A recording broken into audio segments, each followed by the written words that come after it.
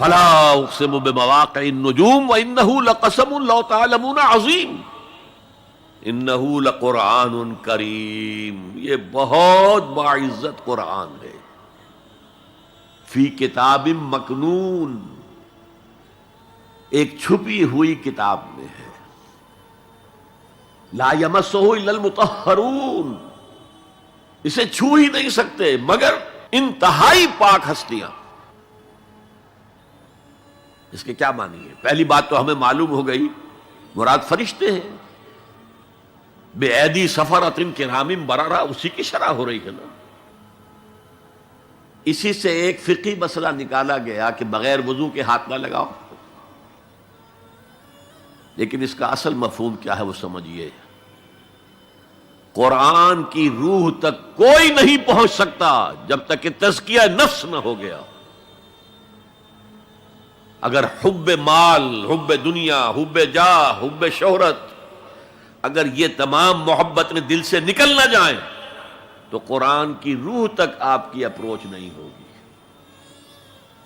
مولانا روم نے کہا ہے، اگرچہ ذرا میں سمجھتا ہوں کہ انہوں نے بہت سخت الفاظ استعمال کیے ہیں، ماز قرآن مغزہا برداشتے استخاں پیش سگا انداختے، ہم نے قرآن سے اس کا مغز لے لیا ہے، جو ایسنس ہے وہ کھینچ لیا ہے، ہڈی کا گودا جو ہے وہ ہم نے نکال لیا ہے، ہڈیاں ہم نے پھینک دی ہیں کتوں کے سامنے جو لڑ رہے ہیں۔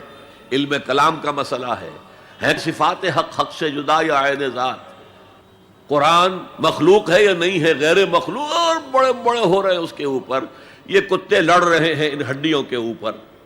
ہم نے اس میں سے اصل شے نکال لی، وہ کیا ہے؟ اللہ کی محبت، اللہ کی معرفت، یہ ہے اصل شے۔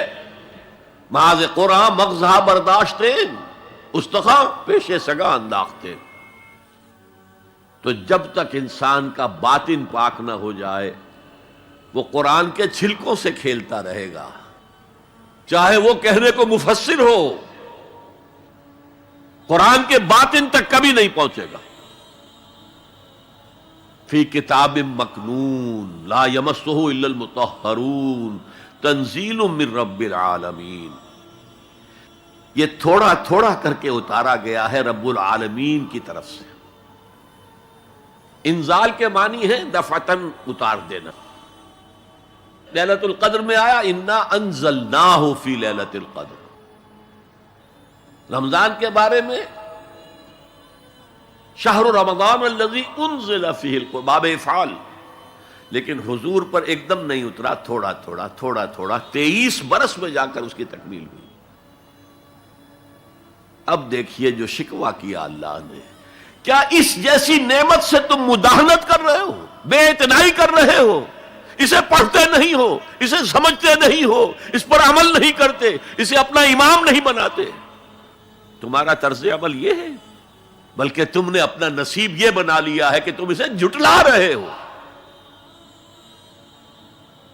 غور کیجئے، جھٹلانا جو ہے دو طرح کا ہے، ایک ہے زبان سے کہنا کہ یہ نہیں ہے، کوئی اللہ کا کلام نہیں ہے، یہ قرآن وغیرہ جھوٹ سب اساطیر الاولین ہیں، یہ محمد نے گھڑ لیا ہے وغیرہ وغیرہ، جھٹلانا ہو گیا۔ ایک جھٹلانا ہے عمل سے جھٹلانا، مان تو لیا اللہ کا کلام ہے لیکن اس کی حرام کردہ شے کو اپنے لیے حلال کیا ہوا۔ حدیث نبوی ہے ما آمن بالقرآن من استحل محارمہ، اس شخص کا قرآن پر کوئی ایمان نہیں ہے جو اس کی حرام کردہ چیز کو اپنے لیے حلال ٹھہرا لے۔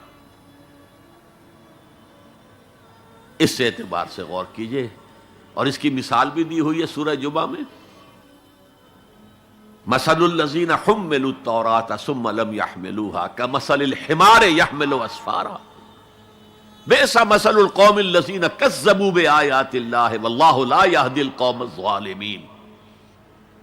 مثال ان لوگوں کی جو حامل تورات بنائے گئے تھے اور پھر انہوں نے اس کی ذمہ داری کو ادا نہیں کیا، اسے قائم نہیں کیا، اس کے احکام پر عمل نہیں کیا۔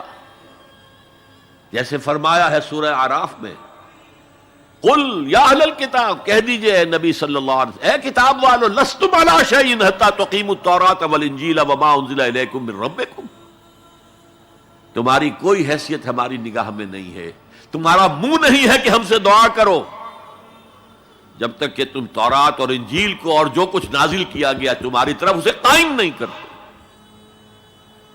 آج اللہ ہماری دعائیں نہیں سنتا، 30 لاکھ جا کر حج کرتے ہیں، دنیا کے حالات میں کوئی ذرہ برابر فرق آتا ہے؟